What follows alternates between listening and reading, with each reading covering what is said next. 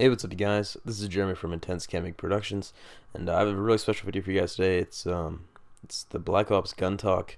I got this idea from Woody's Gamertag about this is one of Woody's first videos, and I thought it should be posted for Black Ops. It's a really good website. You're able to see all the gun stats, and I'm going to be going over the different kind of levels of guns, what guns to use, and how this page actually works, and how can it help your gameplay. So I'm going to first show you how it works.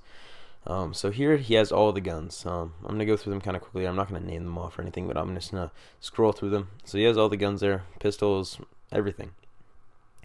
So first off, he has the MP5.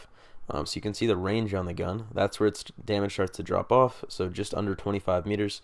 And the green line here is the silencer on it. So after about, I guess that's around 20 meters, it goes to 20 damage, which is a 5-bullet kill. So that's not very good. That's pretty poor.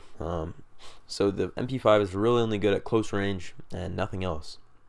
The Scorpion, for example, is even worse at long range. With the silencer, it's complete and utter crap. It's about knife range, and after just that's like 4 meters. 4 meters there, it starts to drop off and becomes a 5-bullet kill again. Here you can see the damage modifiers. So you see here, the MP5 will do 1.4 times its damage to the head, and then this one all the way down. And the only time the damage modifiers change are on the sniper rifles and a few of the rifles. All of these submachine guns have the exact same damage modifiers. And then see here, once you get to like the M14, it has neck modifiers as well. And the next thing is the spread. So on the spread, if you were to spray at a wall in its effective range, it would do 2 to 5 meters of spread.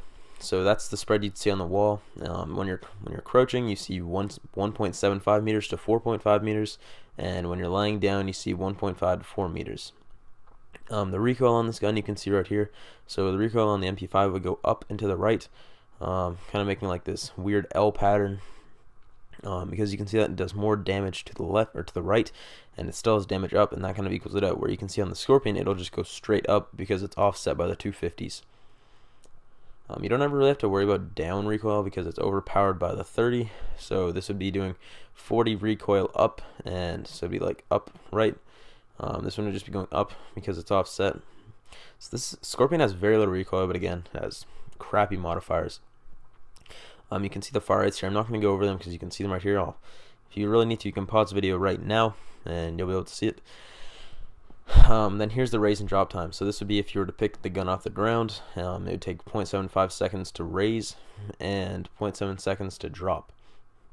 The aim down sight time is 2 seconds, and the run speed is 100%. So if you go down to something like the Enfield, it says 95% run speed. That means you're only doing, if you were to run with no weapons or just a pistol or a submachine gun, you're running at 100%.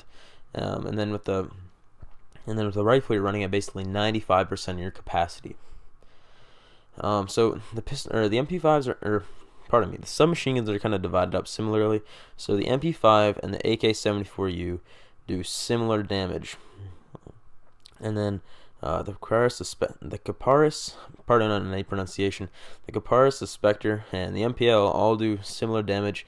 So does the PM63, so does the Uzi, and so does the MAC-11. So all pretty much these guns right here are the exact same, and then you only have to worry about recoil, fire time, raise and drop time, things of that nature.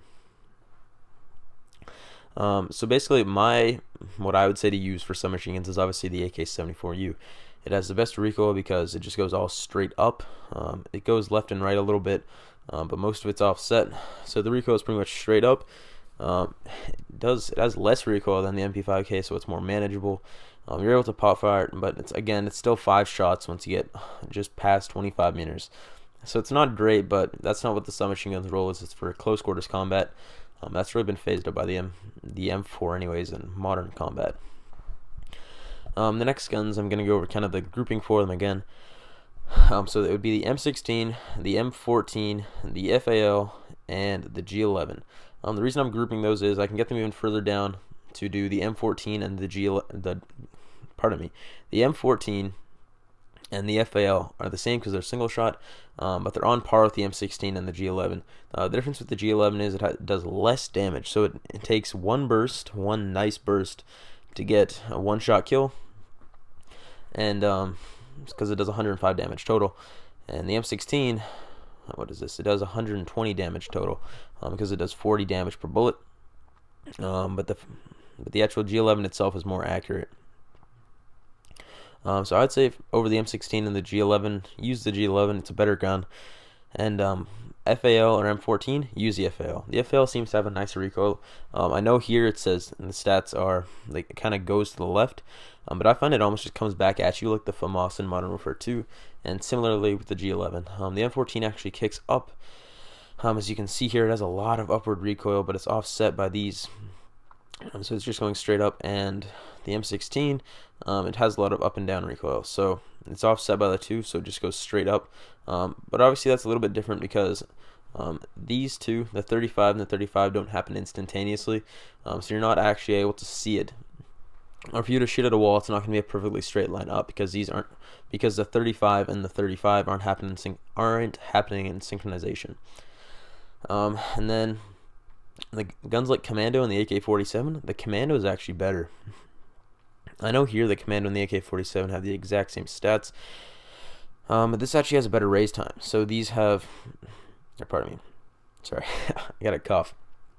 So it's actually a better time. So to empty the gun, it's 2.55 seconds, 750 rounds a minute. The reload is faster on the Commando, and the add is lower. So the Commando is better than the AK-47, but it is personal preference. I prefer the Commando, but I have both classes because I have 7 custom classes now. No, I have 6 custom classes, pardon me. Shotguns in this game I'm not going to go over because they're completely useless, but if you want to be a badass, use the Olympia. But if you actually want to be effective, use either the HS-10, the Stakeout, or the SPAS-12. I mean, the HS-10, the SPAS-12, or the Stakeout. I use the Olympia if I want to actually use a shotgun. Just be a huge asshole because I hate getting killed by the Olympia. But it's not a big deal. I'm not going to go over light machine guns either. You can check that on your own, because I feel light machine guns in this game are completely useless.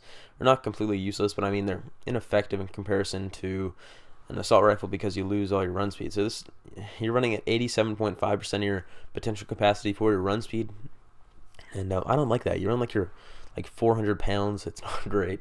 And I wouldn't use a light machine gun. If you're going to use any of them, either use the HK, the M60, or the Stoner. But again, I wouldn't use any of them. Sniper-wise, I would go with the L96. So if you want to, you can get your YY ladder shot 1600 Microsoft Muzzletage on. But you also still have the capacity to kill with one shot. Pistols, I like the C75, the CZ75, the Makarov, and I like the ASP. If it had a bigger clip, I'd use the ASP, but it doesn't.